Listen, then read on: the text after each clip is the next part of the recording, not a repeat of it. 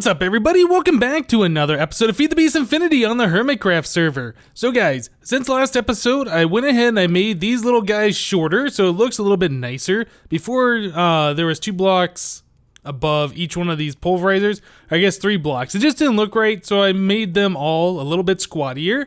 So there's just like a little border around them all. I think that looks much better.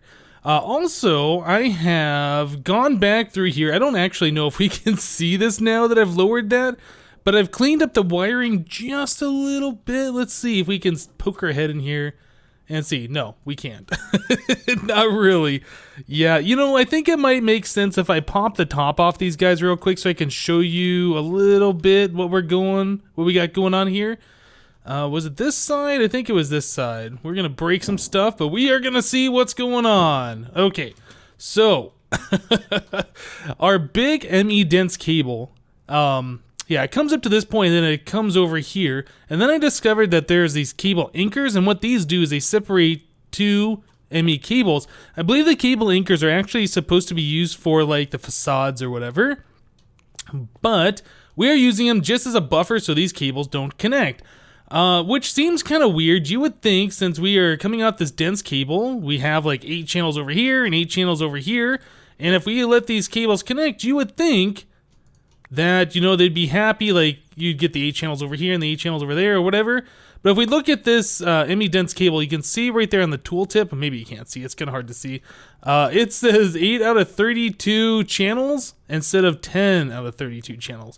So if we remove this cable, and we put a cable anchor right there, and then we put this ME cable back, and we look at this cable, we can see it goes from 8 out of 32 to 10 out of 32. So now we are properly getting the 8 channels down this line and the 2 at the very end down this line. Alternatively, if I wanted to, instead of using these cable anchors, I could have used, I think, just different color cables. I don't believe those connect. Or I could have put glass fiber between each one of these. But the cable anchors are pretty inexpensive, actually. It's just another quartz cutting knife, which used to be a thing that you used all the time in AE1. Not so much in AE2, but it looks like you use this. And any type of ingot, or maybe it's just a few different types? I don't know. I was just using lead. We don't use lead for pretty much anything, so I used lead ingots and the quartz cutting knife, and I made these cable anchors, and yeah, we're separating it up. We made it a lot shorter, more compact, and it fits a lot nicer in here. So yeah, I'm liking that a lot more. Okay, so let's builders one, that back together, and this back together, cover this all back up, make it all nice and tidy again. Beautiful, perfect. Okay, so this is all set up. The wiring is perfect on this stuff. What I want to do now is I want to start sending ores over here from our main system. Pretty much all of the raw ores that are over here we want over in the processing room until they're no longer raw and they are what we can use to create stuff out of. So for instance, we have 418 iron ores. Those all need to be sent over, processed, and then sent back. Okay, so how are we going to do this? Well, I think what we're going to do, I keep making tesseracts and we keep running out.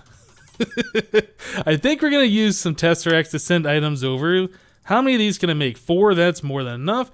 And then some ender pearls. We'll go ahead and melt up a stack of those. Stick that in there, this over here. Beautiful, that'll do its thing. So I think what we're going to end up doing is using a storage bus. Storage bus, yeah, we got 18 of these guys just kind of hanging out. We're going to need an export bus. We don't have one. Let's go and just craft one real quick. We're missing a formation core. I don't have a thing for a formation core. Let's fix that. Formation core. We will make a pattern for you because you are awesome and you deserve a pattern. And we will stick you right here because that's the first spot available. Okay, perfect.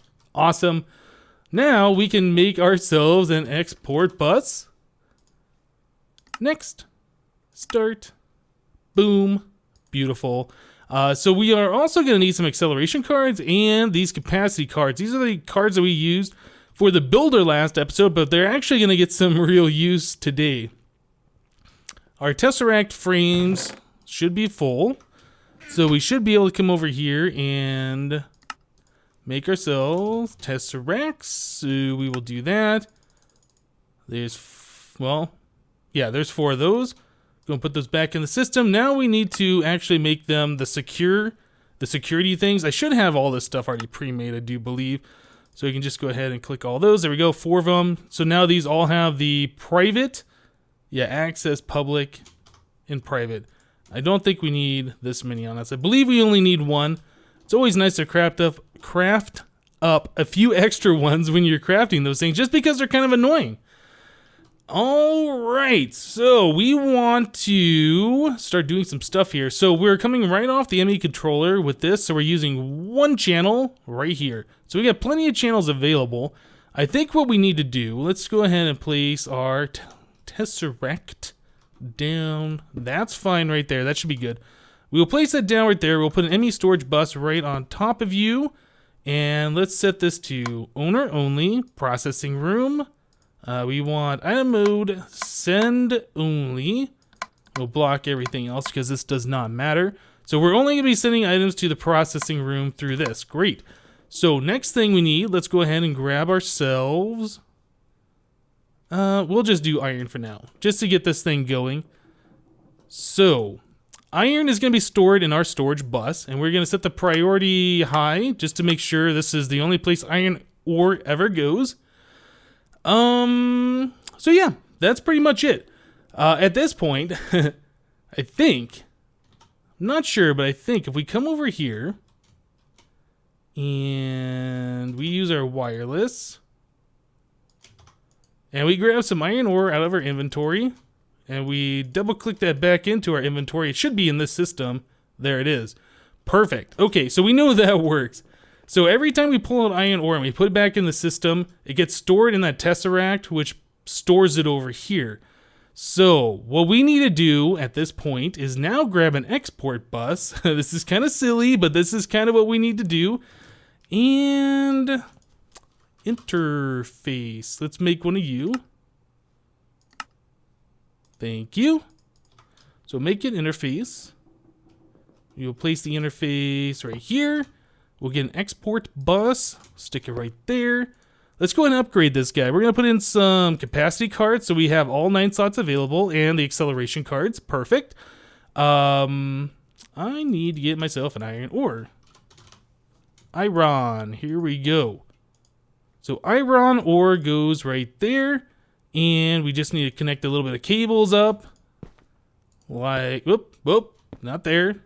Give me back. Okay, so what we are doing is we are currently exporting iron ore out of our system into this interface, and the interface puts it back in the system. The system's like, where do I store it? The storage bus says here in this tesseract. So, looking at our system, we should see this stuff going down quite quickly. Well, it stopped. There might be a problem. Let's go over here and see what's going on. There might be a problem, I'm not sure. Oh no, there's no problem. It is being stored over here. It's not going as quickly as I would like, and I thought we had a lot more in the system. I thought we had 400,000. Not sure where that 150,000 of it went. It's somewhere. There might be some kind of a loop or crazy thing going on with all these sub networks we have going. Hopefully not. But yeah, it should all be stored in this tesseract, which is sending it over to the other system, which is going over there. I'm still looking. I'm kind of concerned that I'm not seeing this number go down, so I don't know where all of that, why it's not going down. I really don't know what is going on here. I think we've created some kind of a loop. That's what it feels like to me. Let's try removing the cable off this export bus. Okay, now what do we see here? It's gone up like 50,000. That's got me a little worried. I don't know. It's somewhere. It's lost. I don't know. I thought we had like 400,000 of this stuff, and now it kind of feels like we don't. So I don't know where it all went. And over here we got 10,000 of it. So, okay. Well, maybe we just need to slow down that export bus or something. I will figure it out. Let me go ahead and mess around with this a little bit more off camera, guys, and we will be right back. Alright guys, so I went ahead and I rewatched that video, and it looks like we had about 304,000 iron, not 400,000 or 450 or whatever it was I thought that we had. So everything's all fine. I went ahead and I've sent all the iron ore over here, although it still shows that we're missing like 50,000. I don't know what the deal with that is. Whatever, we have a lot of iron, not a big deal. So now it looks like it's sending over lead ore, and I have it going to send over redstone and silver and lead, I think. Anyway, we're going to be getting all those materials over here. The next step is to get the redstone furnaces hooked up. And before we get those hooked up, I would like to go ahead and get an ME storage bus on our Tesseract here. This is the one, main base power. This is how we're powering this little section. We want to set this up so it will be sending items. Yep, so it's going to be the same thing.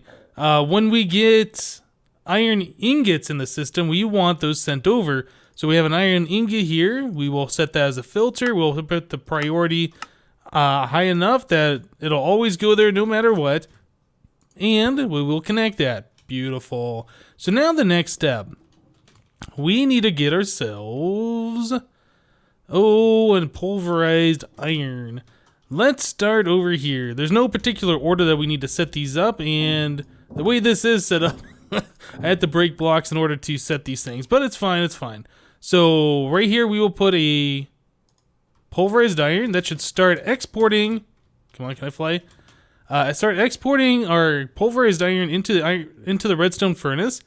The redstone furnace ejects it into the impulse item ducts. Those go over to the interface, which goes into our system, which says, where do I store this? And that storage bus says, stored in the Tesseract. So it goes back to our main ME system. So if we look at our wireless terminal, and we look at iron, we should see this go up. And it looks like it's working. I think everything's fine. Another thing we'll notice, if we look in this terminal here, there is never any iron ingots. So if we put this iron ingot in here, it immediately disappears. It goes back over to our main ME system. So this is exactly what we're looking for. We send the raw ores over. They get pulverized. They get smelted. They immediately go back to our main system. And it's just like this is its own separate thing. So this is really, really cool. I need to go ahead and set the filters for the rest of these things, like... the gold, oh I can't, I was trying to scroll those out. Gold, ferrous, copper, tin, we got silver and lead. Yep, those all need to get sent over. I need to set these need to be set as an export on the redstone furnaces. I need to put these particular items right here into the storage bus, so those automatically get sent over as well. Oh, what am I doing? I need to click on the interface here. Okay, so we will put that there, this there, and that one there. Okay, so those are all set. So if we come over here and look at this terminal, I could put those back in the system. If I just take a stack of diamonds out and put it back in, it disappears. That's exactly what we want to see. That cinnabar goes away. Let's go ahead. If I space click those and then double click those back in the system, we no longer see those things. Oh, you know what? I need to grab redstone too, didn't I? Did I set up a filter for redstone? I don't think I did. No, let's put redstone right there as well. So we can do the same thing with redstone. Yeah, with the terminal, if you space click, it all goes into your inventory. And if you shift double click, it all goes back in the system. And since that's being stored in our other system, yeah, it just kind of disappears. So that's great. Okay, so let me go ahead and set up some of these export buses and get this stuff automatically going. And we will continue getting this processing room set up. So I'll see you guys in just a little bit. Alright guys, so I'm trying to copy the items over a little bit quicker. So I decided to go with a cell workbench where you can put a cell in here and you can set different filters. And then we're using the MEIO port to copy from our network to that cell, right? So this is the different filters we have. We have copper, yellowite, iron, silver, and lead. So those are all the same items that are down here. So the filter is set properly on this guy. So what we need to do is take, oh, you know what? Let's also verify that there is items in the system here. So we got 33,000 copper, 33,000 yellowite, 110,000 iron, Some silver, some lead, like almost 50,000 of both of those. So yeah, we got a bunch of items in our network still. So here's what we're doing. We're putting down the MEIO port. We're swapping this from our network to a disk. So we can see the little arrow pointing this way. And we put in the storage. But what I'm seeing is like nothing is copying over. The bytes are not getting bigger, which I'm finding interesting. And when we look in here into the network, iron. Where's the 100,000 iron that we just saw? It's not here anymore. So where'd it go? That's a good question. I have no idea where it is, but it's not here and it's not being copied. So we can pull this out. Let's look again. Iron. There's nothing here. No 100,000 iron. Let's remove our IO port. And we'll look again. What just happened? Now we have 110,000 iron. I don't know what's going on here. I can't get this iron out of my system. I wonder if this is, like, if it's stored over here on one of these disks. This has got nothing on it. This has nothing on it. And this has nothing on it. So none of these are containing iron. So it'd have to be one of these discs. I almost feel like that's got a little something on it. I don't know what's there. But yeah, it kind of feels like, if I had to guess, it's the items on these sub-networks that aren't being copied over. Now, I don't know. I haven't tried this. Well, I can't really try that either. I was going to say, I haven't tried putting the IO port right here and copying directly from that sub-network. If we do that, it'll break because we have the max amount of channels on here. I don't know. We're going to have to figure that out, but we can't get that extra iron out of there. Copying it that way, I can click it out and then manually copy it. Well, that's going to be a pain. That's 100,000 things. I don't know, guys. I just want to show you guys that little issue. I'm continuing to copy things over here and move items around. And this is what our system's looking like now. We got a big stockpile of stuff here. And yeah, there probably was 400,000 iron ore, right? We got 300,000 here. There's 100,000 in the other system. So yeah, I wasn't going crazy. Even though I did go back and I looked and it only said 300,000 at the time. I don't know what's going on. But anyway, stuff's happening. Things are processing. It's all good.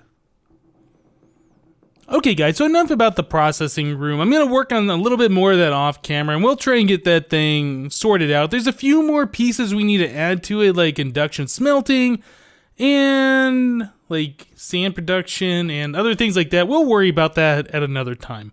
So another thing I was thinking about is, since this is supposed to be a futuristic base, it's pretty not futuristic having to walk between these areas, right?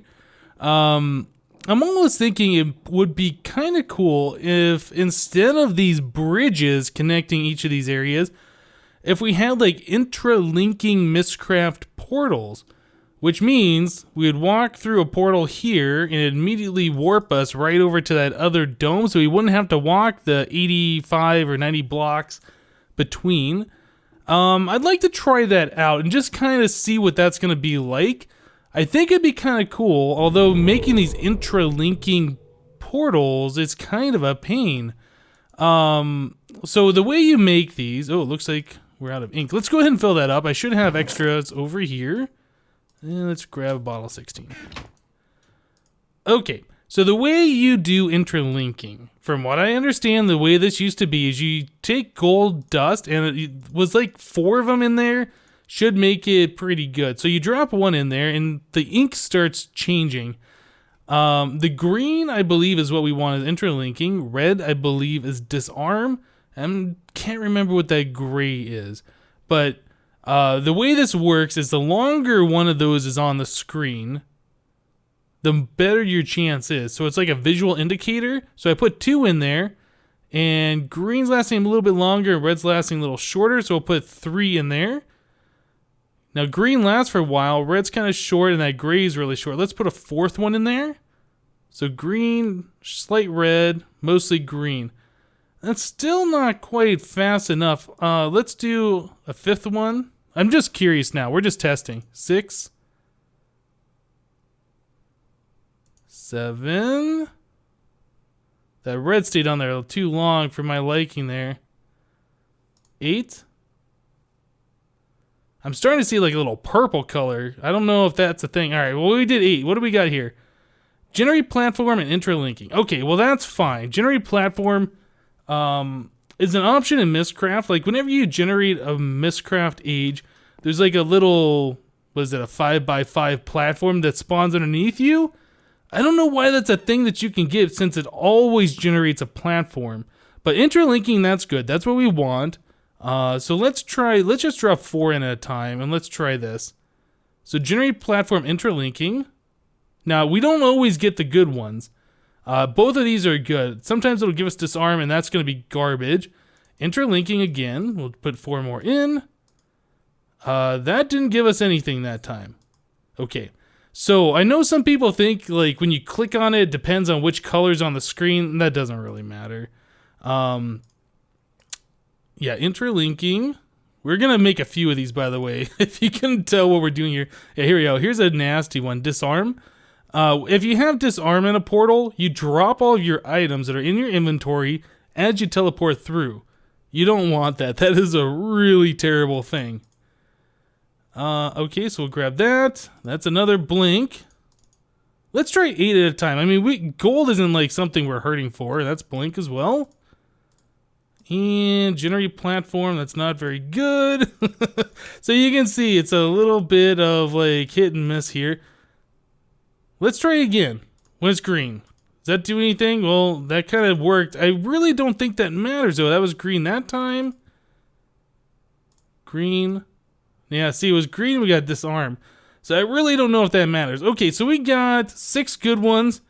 And we got some like, okay ones. Maybe I should make another chest and stick it over here for this stuff. Can we put these in here? Oh, we can put those in here. Oh, awesome. That is super awesome. Okay, we'll just go ahead and store those all in here.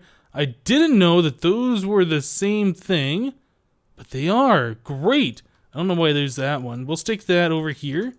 Okay, so this will be our link panel pages, and this will be like our unsorted MISCraft pages. Perfect. Okay, so we have all these things. Now we need to get ourselves 6 leather. Okay, so we'll just go ahead and make it interlinking, generate platform interlinking, etc., etc. Go and perfect. Awesome. Okay, so this is going to be fun. Oh, come on, stuff. Don't not load on me. All right, so we want to get some MISCraft crystals. In fact, I'm going to make a stack of these, even though we will never need a stack of those. At least I don't think so. Grab some of those portal frames. Okay, I think we're good. I really wish you could dye those different colors, but you can't. So I'm kind of thinking this is just a thought. I don't know if we're going to do this permanently or not. But something like this, I think you don't have to put in the corners, you might have to. So you might have to do a change here. But if we do something like that, we can put that right there. And this should warp us over this way. So we need to get a book here. And we need to link that right where we'd want this to put us out. I don't know, maybe right here? Let's right click. Okay. So if we come back over here and we put the book in, aha, we got a portal, and it warps us right here, so we keep running. So that's pretty cool. Now the only problem is I'm not going to be able to get through here. It's going to send me back again. So we need to set up one on the other side. Over here, let's face this way, and we will do another book. Okay. I guess we can use this for fast access, right? That was a crazy sound. All right, so let's go ahead and remove these blocks right like this. That. Yeah, let's get these portals. Something like that. And this guy, that guy. So now we can warp over here and go into our applied energistic system. Or we can warp over here and go over into go over into our processing room. All right, that is really cool. I like that. The only thing I don't like about it though is that these portal blocks are kind of shown. I think we can micro block over those or something. But I do like this a lot better, that we can just kind of warp back and forth like that. I'm probably going to end up removing the bridges. Yeah, because if there is no way we can walk over here, what's the point of the bridge, right? Doesn't really make sense. So I think we'll end up removing those bridges, making this so like when we warp or when we go between the domes, it's just a quick little warp back and forth like that. Which means we're gonna have to build a few of those books for each one of these domes going wherever we're going. But yeah, I think that's gonna be kind of cool. All right, let's head this way. Back over here. Oh, that's so good. I like it. I like it a lot. All right, guys. Tell you what. I think we're gonna go ahead and end the episode here. Let me know what you guys think about the Mistcraft portal thing. I wish we could change the color of the blocks. I wish we could change the color of the portals. Neither of which I believe we can change. So yeah, we kind of got to deal with the yellow and blue. But the warping back and forth, that's just so good. Come on, you got to admit it. That is awesome, right? Alright guys, that's it for this episode of Feed the Beast Infinity. Hope you guys liked it. Thank you for watching. Remember to leave a like if you did like it. And we'll see you next time. Thanks for watching, guys. Bye-bye.